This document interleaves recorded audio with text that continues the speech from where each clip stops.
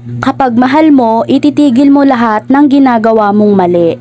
Kung ayaw mong mapagod siyang magtiwala sa'yo. Kung ayaw mo siyang mawala at iwan ka.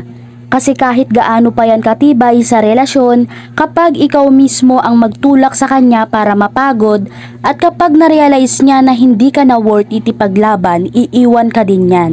Hindi lahat ng nakasanayan nyo ay tama, lalo na kapag nagkapamilya na.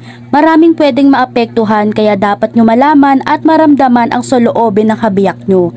Masaya pa ba siya sa relasyon nyo? Busy ka ba kaka-cellphone kaya hindi mo na siya nabibigyan ng halaga? Kung nakasanayan yung bumarkada kahit may pamilya na, natanong mo man lang ba sa asawa mo kung okay lang sa kanya ang ginagawa mo? Okay lang ba na naiiwan mo ang anak mo para lang umalis at magsaya kasama ang iba? Pwedeng okay lang sa kanya pero hindi mo alam na napakalungkot na niya.